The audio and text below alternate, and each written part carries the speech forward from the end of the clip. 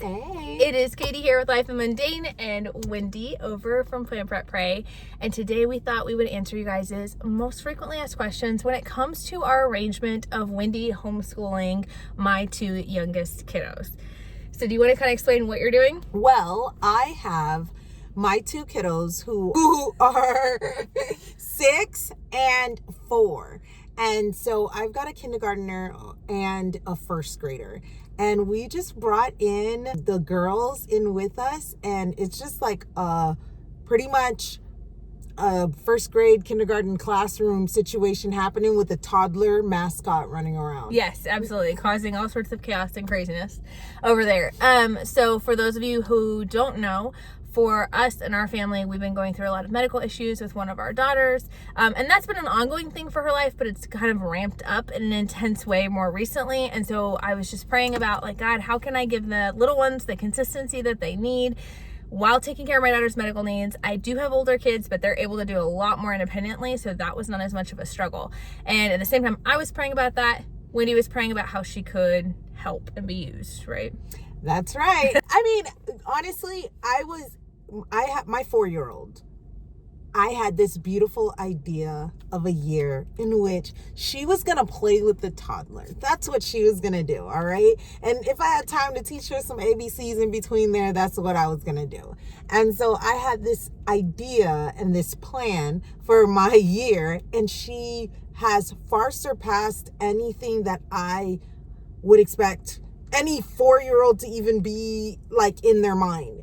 And so she is reading and mathing and a true 5th child and excelling at all the things.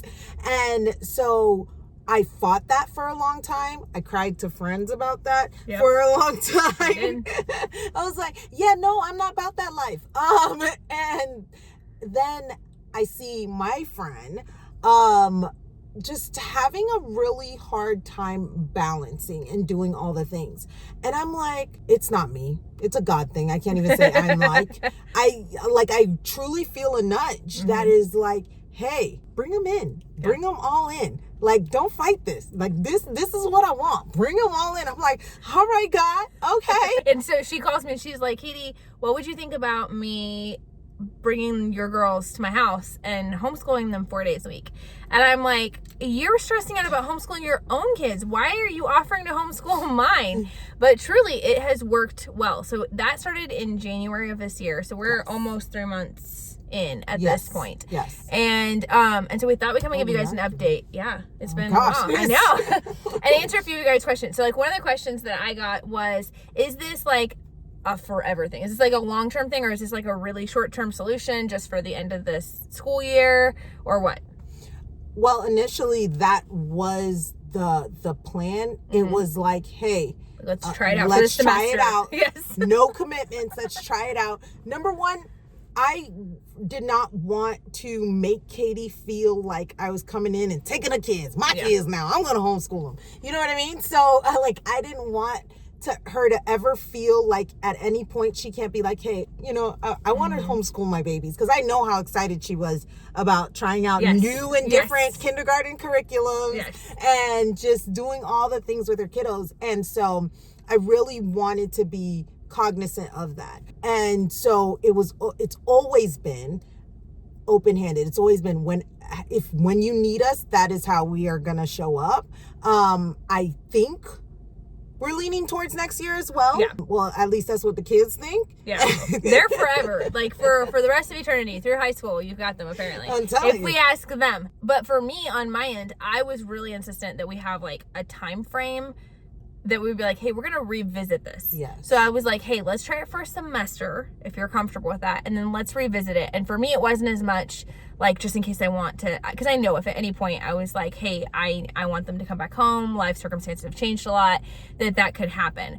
But I wanted to make sure that I knew Wendy was very willing and able to serve, but I want to make sure she wasn't biting off more than she could chew I tend to do that as sometimes. a desire to help, and was like, here, let me help, take your overwhelm and then just add all of it on top of her, or where it was like becoming a detriment to her family. So first of all, we made sure both, like my husband and her husband were all on board, and that was good. And then I was like, let's have that boundary there so that we can kind of revisit. And I would definitely recommend that if anybody is considering trying this kind of swap, there is to have some kind of trial period. That's whether true. It's a semester or like a month or two or whatever. So the other question that I got is like, well, how did you choose which curriculum you're gonna do? Because we use very different curriculums in our home.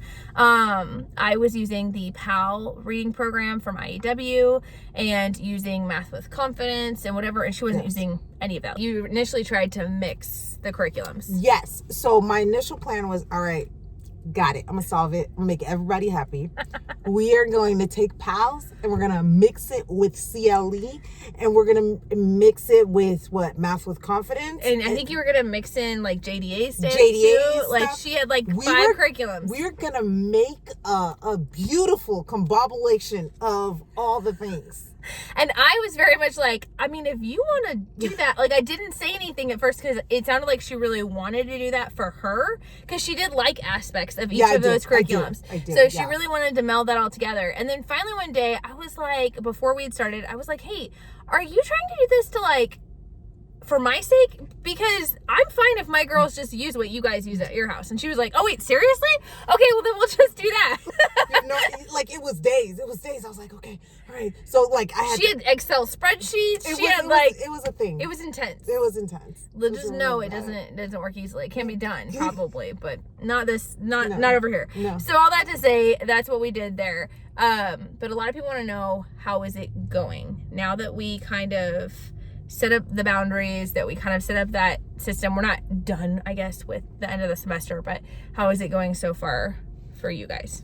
I mean, honestly, this has been the greatest blessing to me personally, and to especially my younger kiddos, and even my older kiddos. The consistency, the expectation, the having other children to riff back and forth with, like, they love it.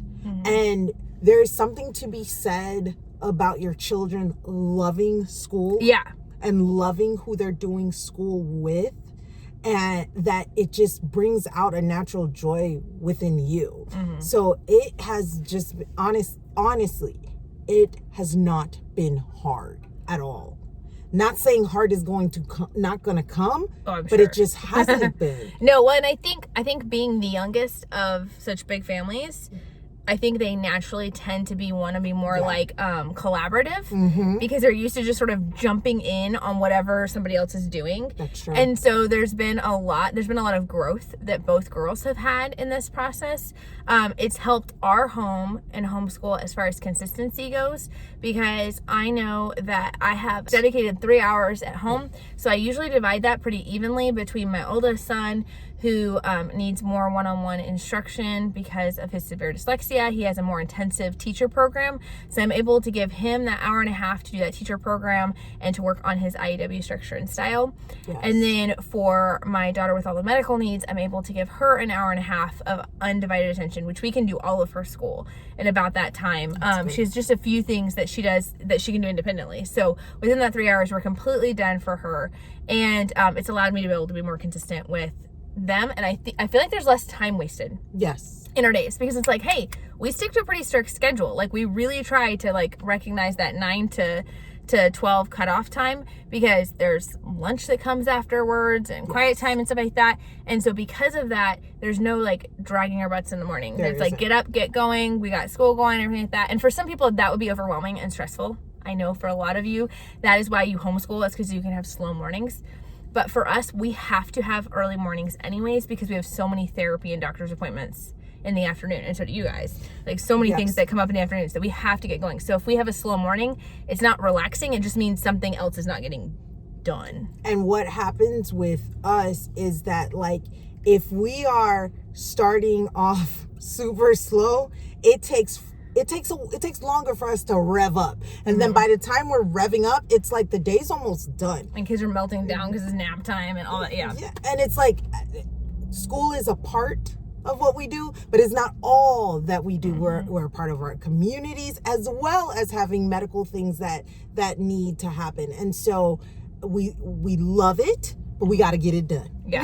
And I thought it would be harder for me not getting to have that one-on-one time with them because, like, backstory, my 4 oldest are really, really close in age, and we had some really severe medical things and therapy things and whatnot that were going on when they were younger. And so I don't feel like I got to enjoy that kindergarten, first grade age, which is a really fun age with them. And so I was really looking forward to doing that with my youngest too. And I thought it would be harder letting go of that, but it's actually been a real blessing because they're getting that consistency. They're loving it. And then they come home and they have little bits of homework. I mean, it's like 5 minutes of homework.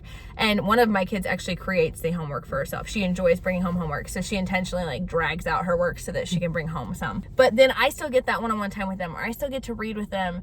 And they join in on our science and our history at home. So we're still homeschooling them. We're still doing things together, but it's become much more enjoyable. And I'm not carrying around the mom guilt of the inconsistencies because I feel like consistency is important in all ages. Yeah. But it becomes imperative in those younger ages because doing reading 2 days a week, like only being able to hit it consistently 2, maybe 3 days a week, it's really hard for those kids at a younger age to pick up where they left off.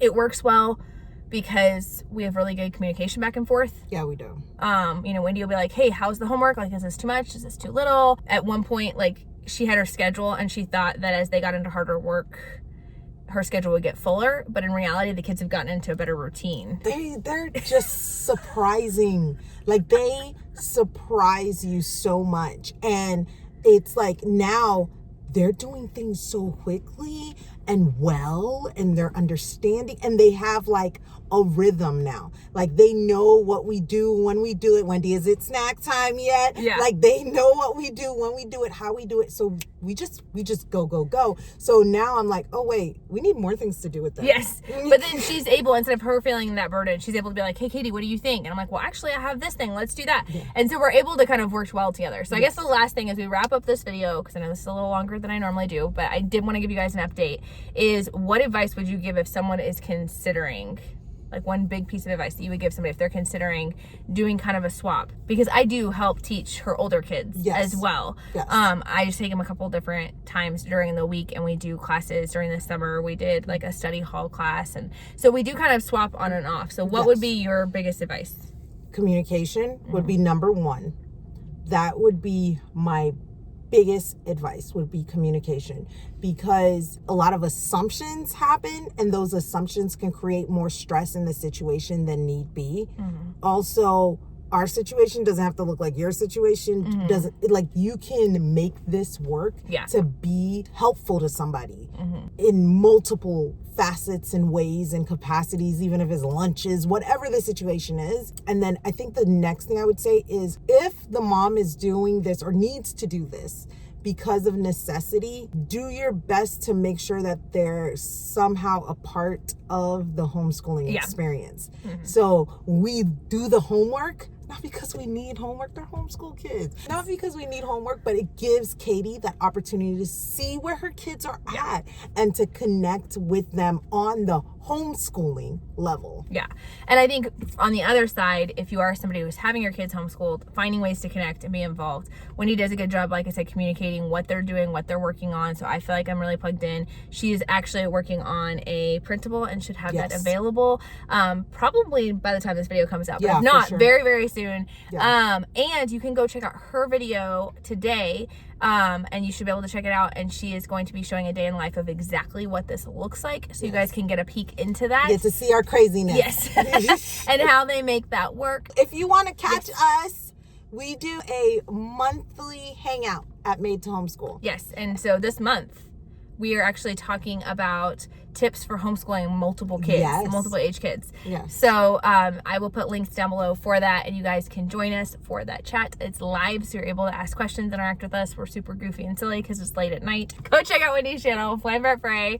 Watch her video, check it out, subscribe, and hang out over there because she's got a lot of great wisdom to share.